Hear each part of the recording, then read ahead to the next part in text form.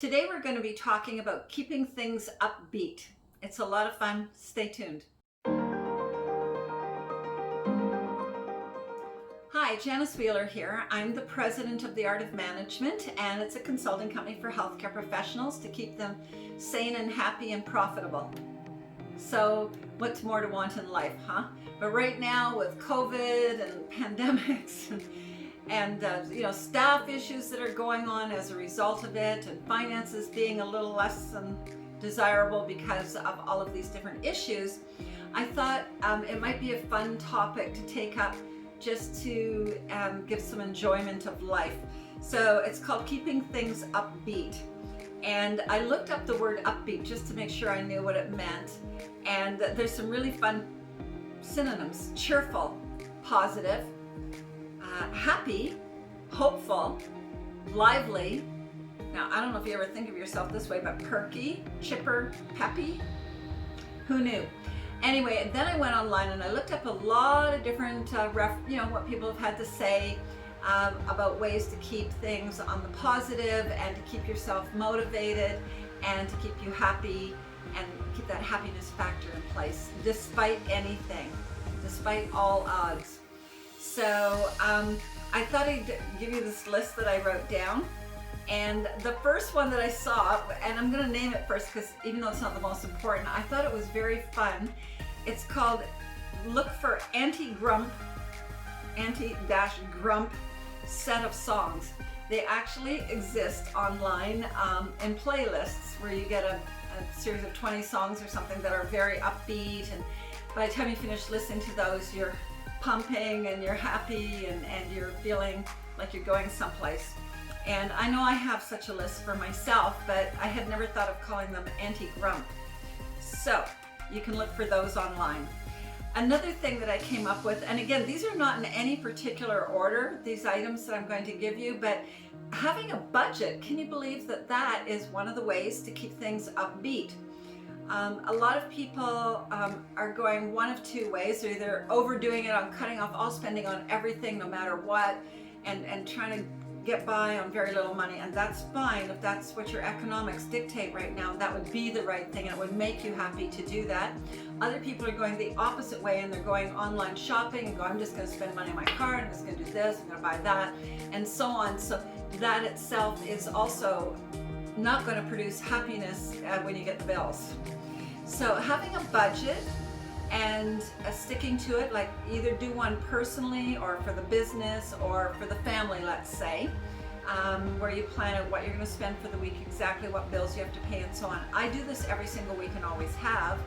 And I have a savings account where I throw the extra amount that I didn't spend on the things that I plan to. Always put something in the savings anyway as part of the planning. But if I allow $400 for groceries for the family, let's say, and we only spend $360, then there's $40 left over, so I'll put that in the savings account. This is giving me future because I know I can buy things when I need them because I'm putting away money towards the future. If I never need it, then so be it. It goes towards the retirement fund, you know? So having a budget and having everybody stick to it and make a game of it, and they can also you can propose like purchase orders, even for family. You can do this where, these are the things we must have to pay the bills and to eat this week and so on. Then here's what we would like to have, and here's what we'd like to have, and some of these things are a waste of money and they're not going to add happiness particularly, they're just out of control spending or whatever. But then there are things that you got to plan for and that you want to have. Life does not stop because of pandemics. Your car lease ends, you want to buy a new one, or you need winter tires. These things happen.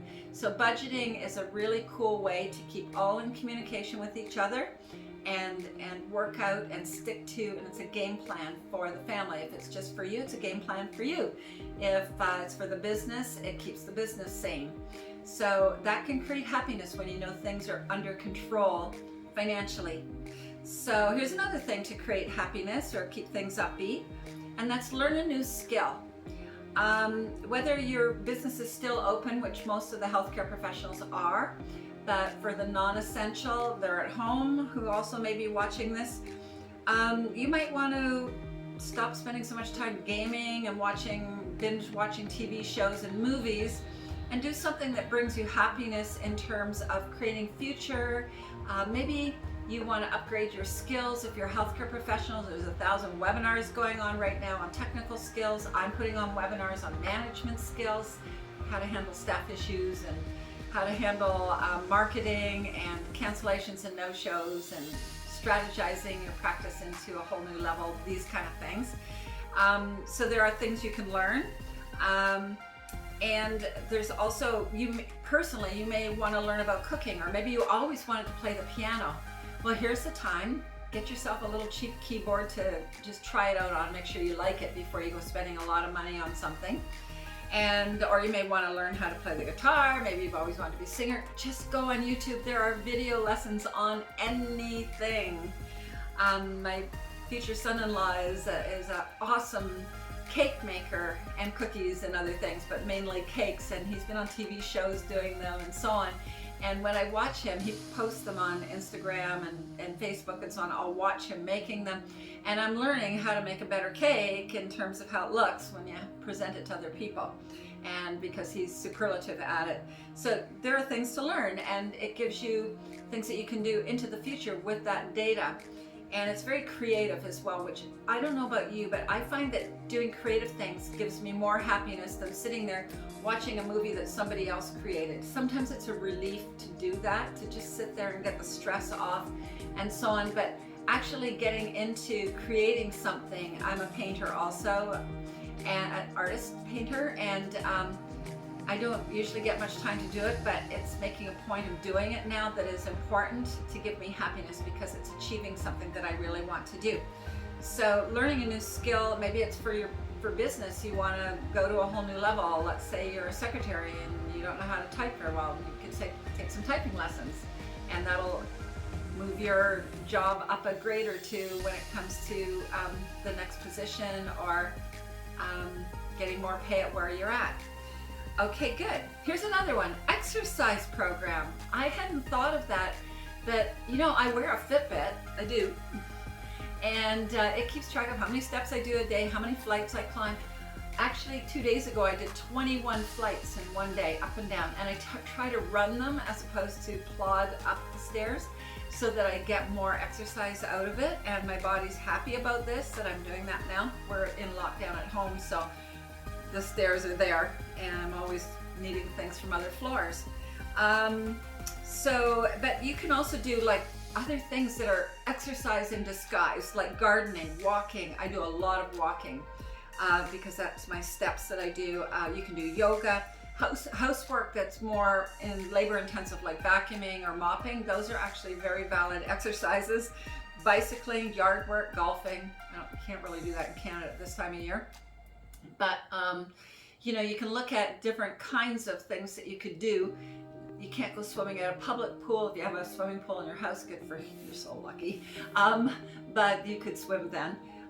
So looking at different programs that you can do, there's these cycling programs online and so on. You can subscribe to them, and just as if you were in a gym with a whole bunch of people, you can actually put your TV screen on and do this exercise program with the whole team. So you will feel better about yourself if you are exercising your body.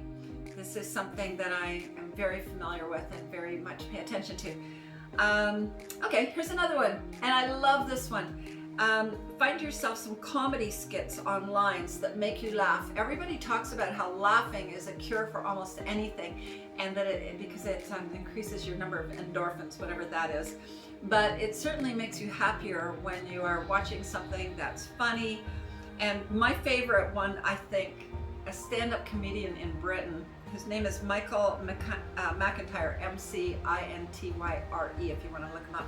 He makes you look at things in life from a different eyes, and they're so funny that you just laugh and laugh. And 15 or 20 minutes of that, you're going to feel tons better. No matter how bad your day was, you will feel happier. So you can watch it in the morning for 15 minutes. They're all on YouTube. And you can enjoy them and start off the day laughing, which is definitely going to make your day go better. All right, the next one is having daily goals. Now, just as an example, I have an agenda. I do keep it in hard copy still because I like to be able to flip back easily, and I'm very computer oriented. I'm in the cloud, but for writing down my daily battle plan, I just like to have it right there on my desk no matter what program I'm operating in. I don't have to go out of it to find my daily battle plan. And so I write the things down, and then I put a check mark as I do each thing. And as I said, I didn't go to bed last night till everything was checked.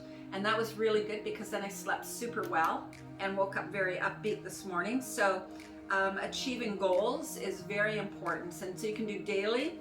And then I have a weekly one that I've started for next week of things that I know I want to accomplish next week so I don't forget.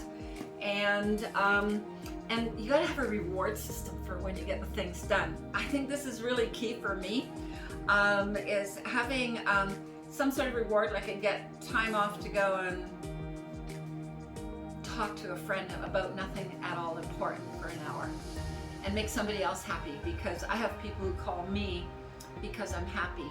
And so I like to call other people and make them happy, but I like just chatting with my friends also and just seeing what they're up to and what they're doing and how life is going for them.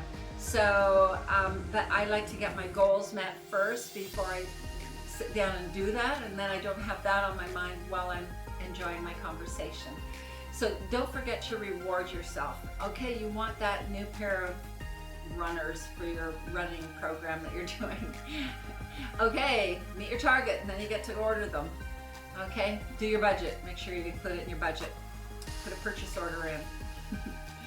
Okay, good. So rewarding yourself and pampering yourself and taking the time to have a really long shower or bath or whatever you love doing that pampers, you know, do that.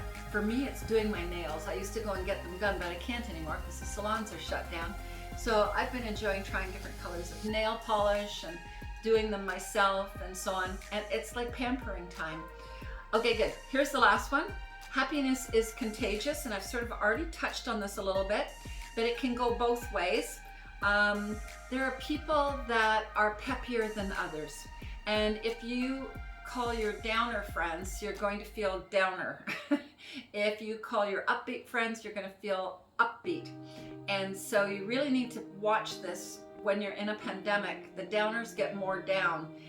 And you know, okay, you can do your share if you're a peppy person of having a couple of those that you keep up as much as you can by doing positivity things with them and helping them figure out how they can handle it as opposed to how they can't handle things. And then on the other side of it, if you're feeling just a little bit down or stressed, you can phone one of your peppy friends and they will bring you up. Happiness is contagious. If you talk to a happy person, you're going to feel happier by the end of that conversation, and 9 times out of 10. And so pass it on, because if you pass it on to 5 people, some happiness today, those 5 people are going to pass it on to 5 of their friends, perhaps, and so on. So happiness is a thing you can spread. And that's all I have to say today. I hope you liked it. I hope you had some fun with it. It can be applied in practices, absolutely, with every patient that walks in the door. Every supplier that you talk to on the phone who wants to relay bad news, turn it around and make it a positive thing. Tell them some good news. For instance, our clients right now, 90% are at least 100% back to where they were before COVID. Many of them are way beyond and are highest evers. So COVID does not have to affect a practice if you have all the management tools you need. If you're having trouble, you're missing management tools. And that's what we do all day. That's our business, helping people by giving them training and consulting. So if you are interested in any of those things, please give me a call. Do subscribe to our playlist. I do regular YouTube videos, as you will see if you go to our channel. And we put them in different lists according to topics. I don't know what one this one's going to go into. Maybe inspirational. I think I have an inspirational one. And so subscribe, send this to your friends, give us a like. Thank you for listening today. Be happy. Bye for now. To get your practice analyzed, contact the Art of Management at 416-466-6217.